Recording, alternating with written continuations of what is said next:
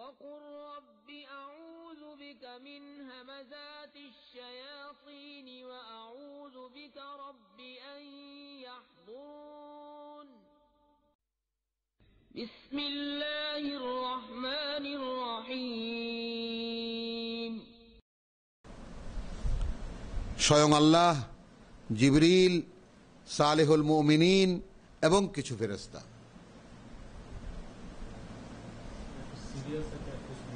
হ্যাঁ,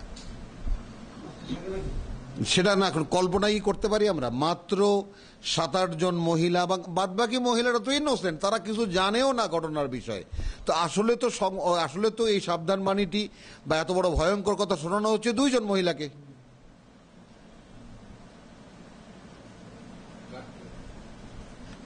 মা আয়েশা এবং মা হাফসা রাদিয়াল্লাহু তাআলা আনহু।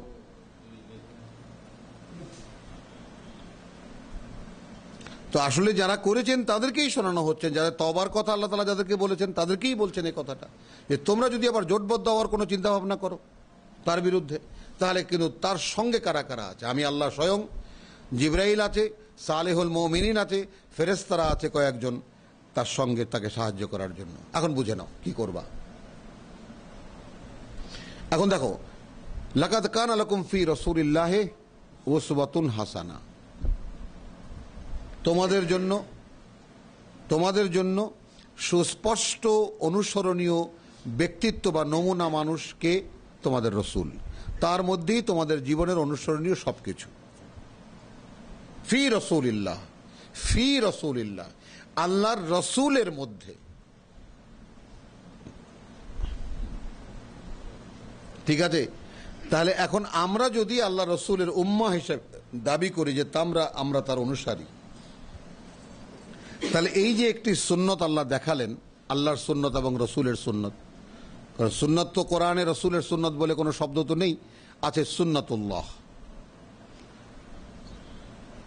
সুন্নতে রসুল বলে কোনো শব্দ কোরআনে নেই, তো সুন্নাতুল্লাহ আছে। তো সুন্নাতুল্লাহ যেটা আল্লাহ দেখাচ্ছেন, যে স্ত্রীকে হুমকে দিতে গেলে তখন বলতে হবে আমার সঙ্গে আল্লাহ আছেন, স্বয়ং জিবরিল আছেন, এবং সালেহুল মুমিনিন যারা বিশ্বাসী, যারা বিশুদ্ধ রকম বিশ্বাসী, যারা পরীক্ষিত বিশ্বাসী যারা, তারা আছেন, এবং মানে গণ্যমান্য কিছু ফেরেশতাও আমার সঙ্গে আছে। এই কথা বলার মতো কোনো যোগ্যতা কি আমরা রাখি?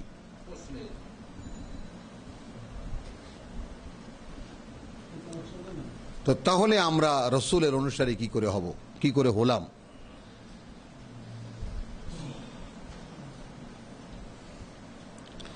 আসা রাব্বুহু ইন তাল্লাকাকুন্না আন ইউবদিলাহু আজওয়াজান খায়রান মিনকুন্না। থামেননি আল্লাহ, মানে আরো কত বড় এবার একদম নেমে এসেছেন তাদের কাছে। হতে পারে তার সৃষ্টিকর্তা প্রতিপালক যদি সে তোমাদেরকে তালাক দিয়ে দেয়, তাহলে তিনি বদলে দেবেন তার জন্য এমন সমস্ত স্ত্রী যা তোমাদের চাইতে উত্তম হবে। এবং সে কিরকম কম্পারিজনটা হচ্ছে? মুসলিমাতিন, তাহলে নিশ্চয়ই তারা সেই মুহূর্তে ছিলেন না। ওয়া মুমিনাতিন, নিশ্চয়ই তারা সেই মুহূর্তে ছিলেন না। ওয়া কানিতাতিন, এবং বিনীতা, পতি অন্ত প্রাণা যেটাকে আমরা বাংলায় বলি। ওয়া তাইবাতিন, এবং প্রতিটি মুহুর্মুহু আল্লাহর দিকে প্রত্যাবর্তনকারী, অর্থাৎ কোনো ভুল হয়ে গেছে আল্লাহর কাছে আস্তাগফিরুল্লাহ রাব্বি মিন কুল্লি যামবিন ওয়া আতুবু ইলাইহি, তওবাকারিনী, আবিদাতিন, এবং আল্লাহর ইবাদাতে বা আল্লাহর দাসত্বে নিবেদিতা, সায়েহাতিন, কৃচ্ছতা সাধনকারিণী, ওয়া সাইয়্যিবাতিন ওয়া আবকারান, এখানে অকুমারী হোক বা কুমারী হোক। মানে প্রত্যেকটি আয়াত এত বড় বড়, এত ভারী ভারী, যে এটা যদি 12 করে একখানা আয়াত পড়া যায় তবে আত্মস্থ হয়। হ্যাঁ,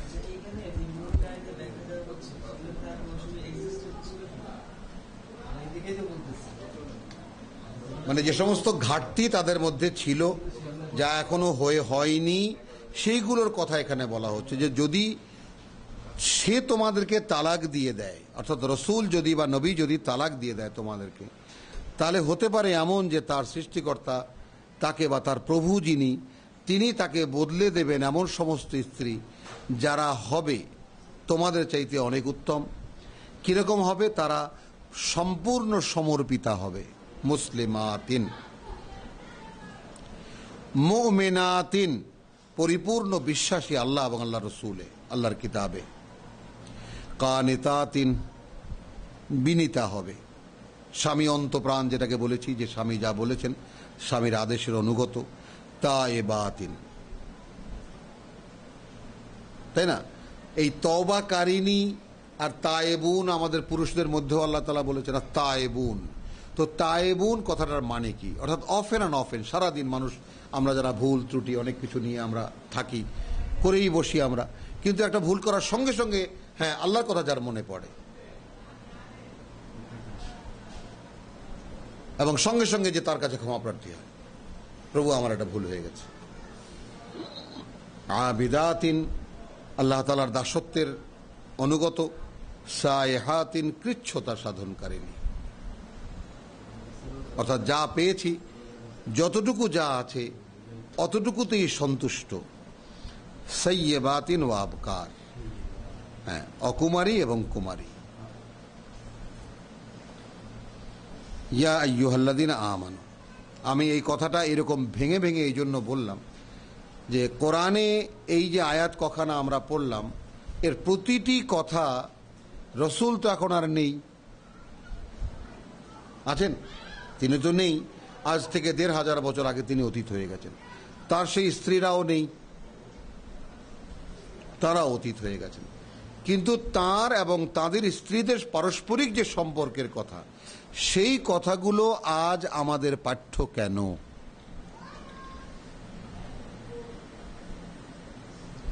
এবং এইভাবে খুঁটিয়ে খুঁটিয়ে আল্লাহ রাব্বুল আলামিন কেন আমাদেরকে সে কথা বলছেন?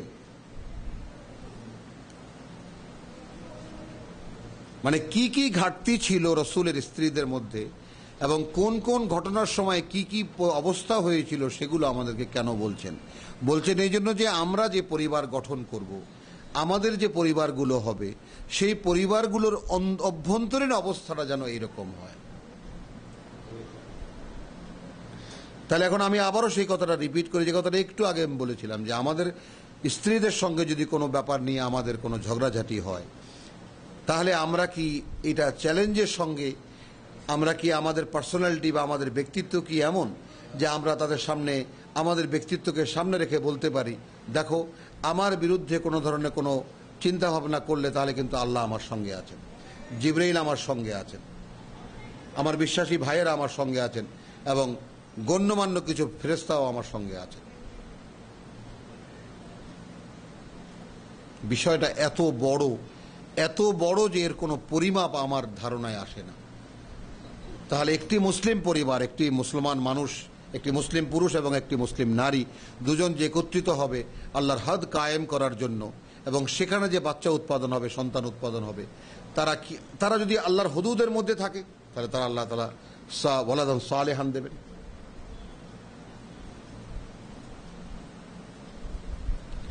ইয়া আইয়ুহাল্লাযীনা আমানু কু আনফুসাকুম ওয়া আহলিকুম নারান। কথা হচ্ছিল রসুল এবং তার স্ত্রীদেরকে নিয়ে ছোট্ট একটি ঘটনা, ছোট্ট একটি কথা। মা আয়েশার যে বয়সের যে বর্ণনা আমরা বিভিন্নভাবে ঐতিহাসিক সূত্র থেকে পাই, তাতে তার পক্ষে এরকম একটা কথা একজনকে বলে দেওয়াটা খুব অবাক কোনো ব্যাপার নয়, খুবই স্বাভাবিক একটা ব্যাপার। যাই হোক না কেন, খুবই স্বাভাবিক একটা ব্যাপার। তো সেইটা নিয়ে আল্লাহ রাব্বুল আলামিন এত ভয়ঙ্কর হুমকি দিলেন যে এটা ধারণ করাই তো আমাদের পক্ষে, হজম করাই তো যাচ্ছে না।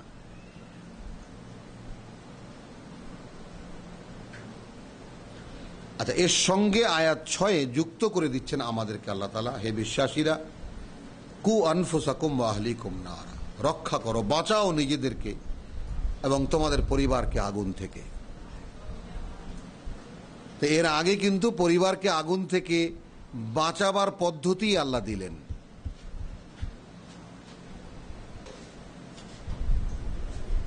তার মানে যেই মুমিন মানুষটি, যেই মুমিন ব্যক্তিটি, তার সঙ্গে আল্লাহ আছেন, অভিভাবক আল্লাহ, তার সঙ্গে আল্লাহ, তার সঙ্গে জিবরিল, তার সঙ্গে বিশ্বাসীরা এবং তার সঙ্গে ফেরেশতারা, এই তার মানে কি, এটা কাছে নিশ্চিত বিশ্বাস যদি এরকম থাকে তবেই না সে কথা কেউ বলতে পারে। এখন আমরা কি আল্লাহকে সঙ্গে অনুভব করি? করি না। জিবরাইল আমিনকে সঙ্গে অনুভব করি? করি না। কারণ একটা কথা কিন্তু এই কোরআন, এই সঙ্গে সঙ্গে এটাও একটা বক্তব্য যে আমার এই যতদিনের কোরআন অধ্যয়ন, তাতে একটা ব্যাপার আমার কাছে পরিষ্কার, যে আমি ওই যে দেখিয়েছি যে তুমি তাড়াহুড়া করবে না। কোন সূরা জানো?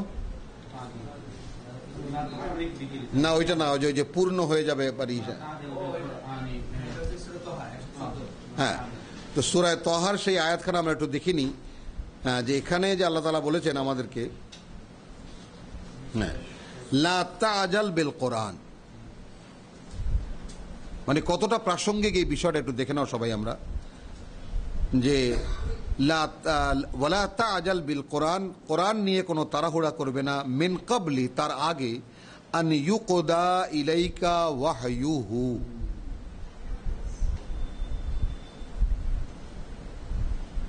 অর্থাৎ আমরা একখানা আয়াত পড়ছি, সেই আয়াতের মানে সুস্পষ্ট বোধ যা, সেটা যতক্ষণ পর্যন্ত আমার আত্মস্থ না হচ্ছে, আমার বোধ বিবেচনার সঙ্গে সেট হয়ে না যাচ্ছে, ততক্ষণে আর এক আয়াত পড়তে যাওয়াটা বোধহয় ঠিক নয়।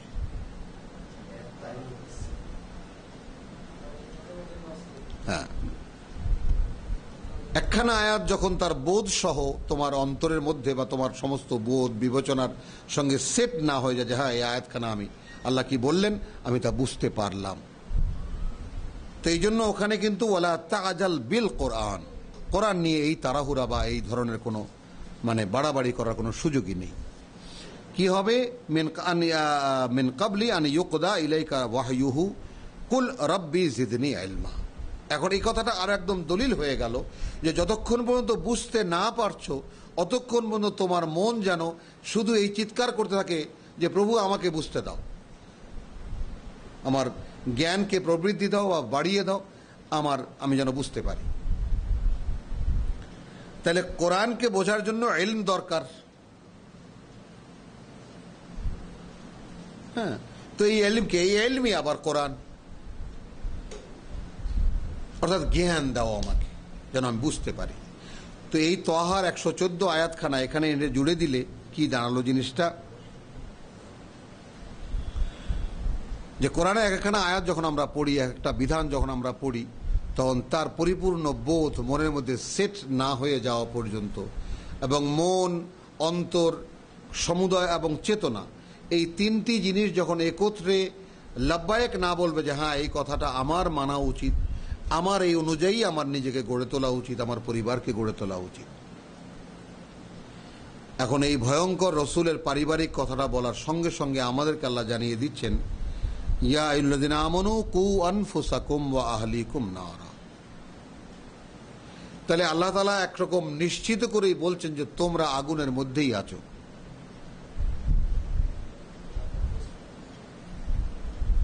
আয়াতের ধরন বলছে যে তোমরা তো আগুনের মধ্যেই আছো, এখন রক্ষা করো নিজেদেরকে সেই আগুন থেকে।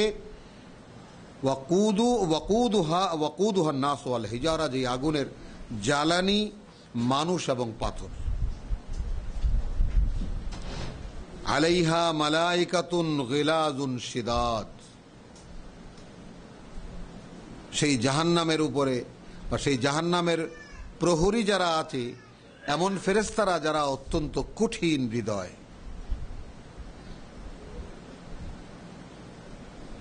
লা ইয়াসুনাল্লাহ মা আমারাহুম, কোনো অবাধ্যতা তারা করে না যা আল্লাহ তাদেরকে করতে আদেশ করেছেন।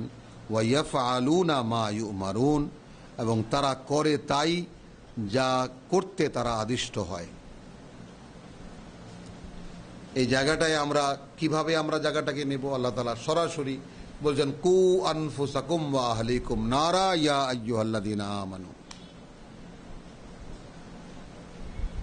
হে যারা বলেছো যে আমানতু বিল্লাহি ওয়া মালাইকাতিহি ওয়া কুতুবিহি ওয়া রুসুলিহি ওয়া বিল ইয়াউমিল আখির, যদি সত্যি বলে থাকো তাহলে এখন তুমি এবং তোমার পরিবারকে রক্ষা করো আগুন থেকে। কোন আগুন? যার জ্বালানি পাথর এবং মানুষ, যার জ্বালানি। সেখানে যে ফেরেশতারা আছে সেই কথাটি বলার কি দরকার? অর্থাৎ তোমরা যে ফেরেশতাদেরকে একটু ভুলিয়ে বালিয়ে কাকুতি মিনতি করে বলবা যে ভাই আমাদেরকে একটুখানি রক্ষা করো, আমরা এই পৃথিবীতে মনে করেন যে এই যে জেলখানায় যারা বড় বড় নেতা আছেন, মহান মহান নেতারাও আছেন জেলখানায়, তারাও জেলের মধ্যে একটা ফ্যাসিলিটি ব্যবস্থা করে নেন। কিছু না, সামান্য কিছু পয়সা খরচ করলে জেলখানাকেই ওখানে একটা বিরাট রাজত্ব বানিয়ে নেওয়া যায়। তো আমরা তো সেই দুনিয়ায় অভ্যস্ত। কাজেই তোমরা এমনটা মনে করে বসো না যে সেই জাহান্নামে এমন কোনো সুযোগ তোমরা পাবে যে তার প্রহরী যারা থাকবে, সংগ্রহ রক্ষক যারা থাকবে, তাদেরকে তোমরা ভুলিয়ে ভালিয়ে কাকুতি মিনতি করে কোনো ধরনের কোনো রিল্যাক্স তোমরা সেখান থেকে বের করতে পারবে।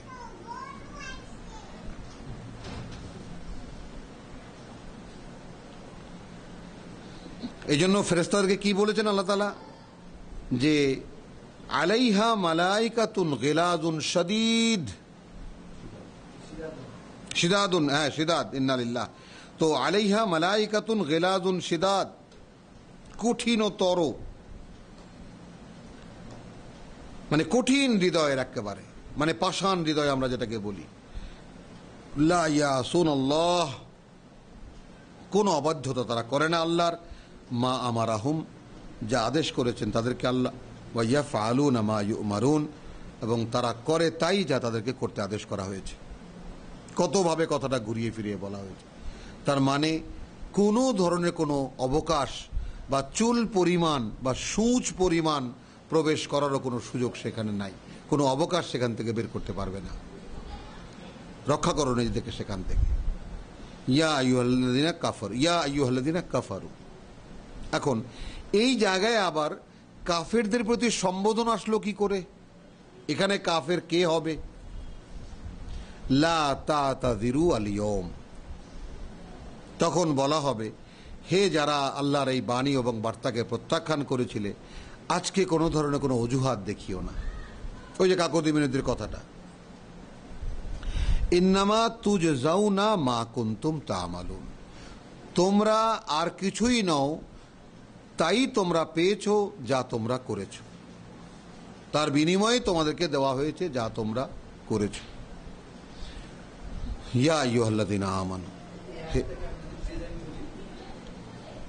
প্রেজেন্ট হ্যাঁ, ওই প্রেজেন্টে তো সেই জাহান্নামের। হ্যাঁ, ও এখন যদি কন্টিনিউ ধরি, হ্যাঁ ধরা যাবে, এখন এখানে ধরা যাবে না। ধরা যাবে এই কারণে, সেই দিকে আমি যাইনি, সাহস করে যাইনি এই কারণে যে গেলে অনেকগুলো বিতর্ক সৃষ্টি হবে। তো বিতর্ক সৃষ্টি হবে কি, এই আয়াতকে যদি এখন আমরা ধরি, ইয়া আইয়ুহাল্লাযীনা কাফারু, এর আগে ইয়া আইয়ুহাল্লাযীনা আমানু, তো কাফারু মানে কি? না, কু আনফুসাকুম ওয়া আহলিকুম নারা, যারা তাকে, নিজেকে এবং নিজের পরিবারকে আগুন থেকে রক্ষার সর্বাত্মক চেষ্টায় লিপ্ত নও, যাদের সমস্ত কাজ কর্ম, চিন্তা ভাবনা, ধ্যান ধারণা সব কিছু যাদের এক কেন্দ্রিক নয় যে আমি কি করে জাহান্নাম থেকে বাঁচবো এবং আমার পরিবারকে কি করে বাঁচাবো। বাস তোমার স্ত্রীকে আগে ধরো না এবং তোমার সন্তান। পরিবার তোমার থেকে অধস্তন হয়, তার সঙ্গে ঊর্ধ্বরা থাকলে সেটা বাড়তি হয়। পরিবার বলা হয় ব্যক্তি কেন্দ্রিক, যেই তার নিচে যারা থাকে। এখন যারা জাহান্নাম থেকে নিজেদেরকে রক্ষা করার চেষ্টা এবং পরিবারকে রক্ষা করার চেষ্টা যারা করছে না, তারাই কাফারু।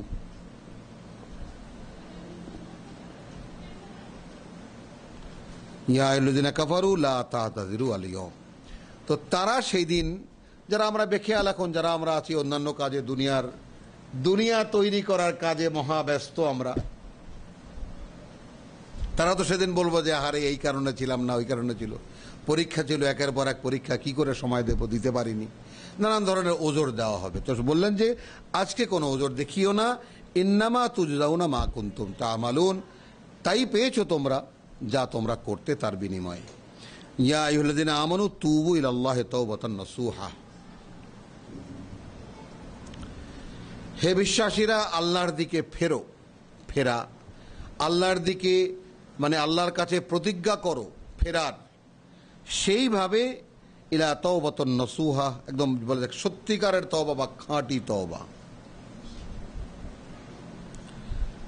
আসা রাব্বুকুম, তার মানে এখনকার পজিশনে চলে আসো, আমরা যে যেখানে দাঁড়িয়ে আছি, যে যেভাবে আছি, একটা ব্যাপার তো আমরা এখানে উপস্থিত সবাই একদম প্রকাশ্যে স্বীকার করব যে আমরা কেউ অন্তত এই কাজে দিনে একটি মিনিট তো দূরের কথা একটি সেকেন্ডও ব্যয় করি না যে আমি এবং আমার স্ত্রী বা আমার পরিবার পরিজনকে কি করে জাহান্নাম থেকে মুক্ত করব।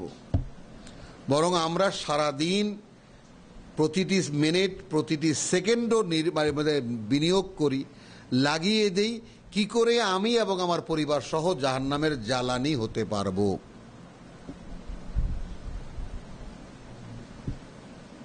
তার চেষ্টায় ব্যস্ত।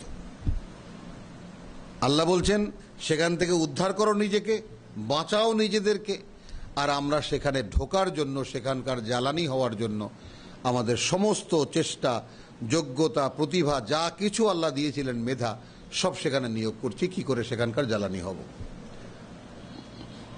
তো আবার আল্লাহ তাআলা বলছেন ইয়া আইয়ুহাল্লাযীনা আমানু তুবু ইলাল্লাহ, হে বিশ্বাসীরা তওবা করো আল্লাহর কাছে, ফেরো আল্লাহর দিকে, তাওবাতান নাসুহা, ঠিক যেভাবে ফেরা দাবি করে, ফেরা সে যেন দেখে বলে যে সে সত্যিই ফিরেছে। আসা রাব্বুকুম আন ইউকাফিরা আনকুম সাইয়্যাতিকুম, দেখো হতে পারে এমন আপেক্ষিক কথা যে তোমাদের যিনি সৃষ্টিকর্তা প্রতিপালক, যদি ফেরো তাহলে তিনি দূর করে দেবেন তোমাদের মধ্যে থেকে, তোমাদের ভেতর থেকে, তোমাদের অস্তিত্বের মধ্যে থেকে যেই মন্দ প্রবণতাগুলো, সেগুলো তিনি দূর করে দেবেন। ওয়া ইউদখিলাকুম জান্নাতিন তাজরি মিন তাহতিহাল আনহার, যাবেন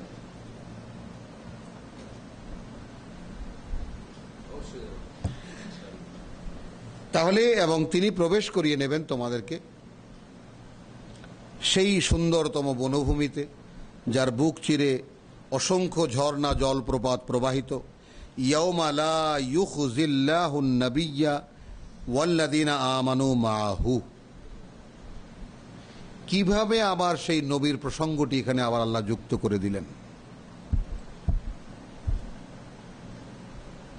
তুমি মিষ্টি মিষ্টি হাসো কেন? তো কিভাবে আবার আল্লাহ তাআলা যুক্ত করে দিলেন যে ইয়াউমা লা ইউখজি আল্লাহু, সেই দিন কিন্তু আল্লাহ লাঞ্ছিত করবেন না তার নবীকে, এবং ওয়াল্লাযীনা আমানু মাহু, এবং যারা ঈমান এনে বা বিশ্বাসের সম্পূর্ণ দাবি আদায় করে তার সঙ্গী হতে চেয়েছে।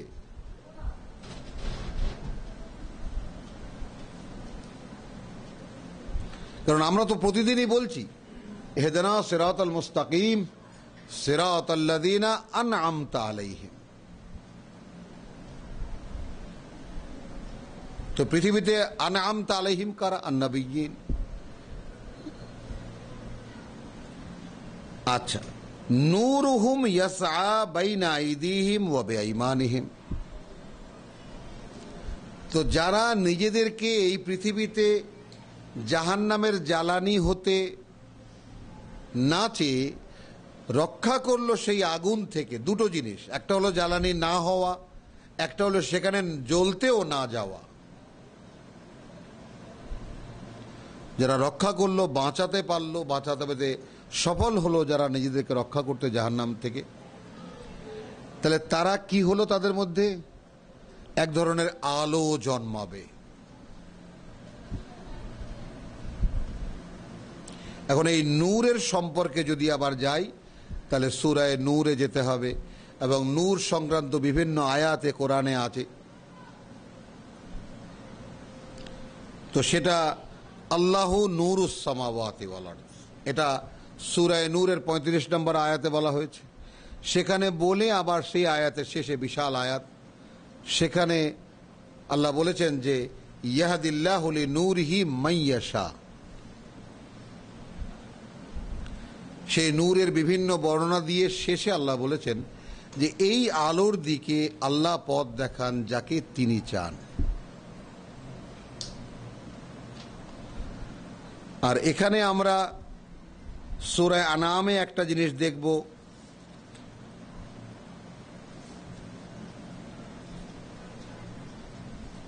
আনাম না,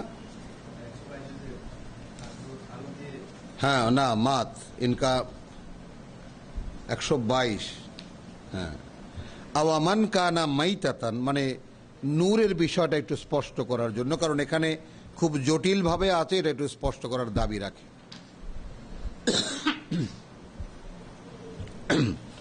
আওয়ামান কানা মাইতাতান, আচ্ছা যে ছিল মৃত, ফাআহইয়াইনাহু, তারপরে আমরা জীবিত করলাম তাকে, ওয়া জাআলনা লাহু নূরান, এবং তার জন্য আয়োজন করলাম একটি আলোর, ফায়ামশি বিহি ফিন্নাস, সে এখন চলছে সেই আলো দিয়ে মানুষের মধ্যে।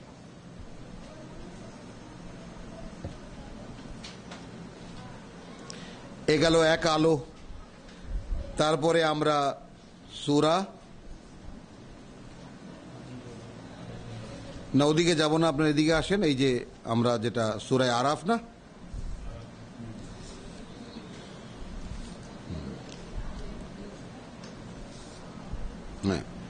সূরা আরাফের 125-এ আসেন।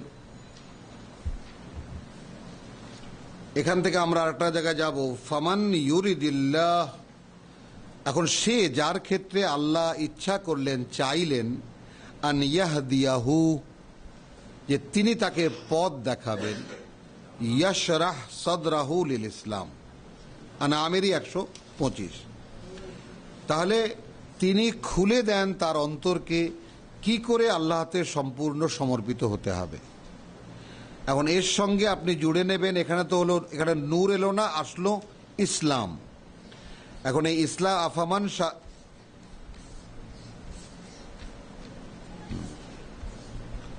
এরপরে কোথাও এটা বলো, হ্যাঁ না, হ্যাঁ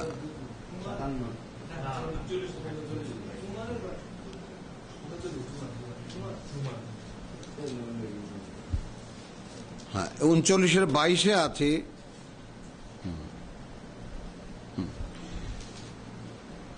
এখানে আছে আফামান শারাহা, ওখানে কি বললাম, ফামান ইউরিদিল্লাহু আন ইয়াহদিয়াহু,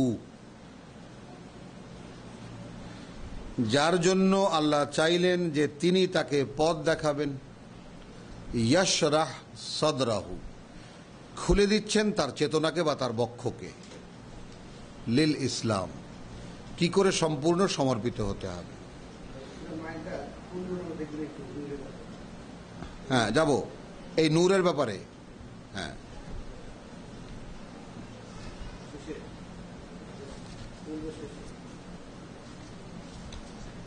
মায়দার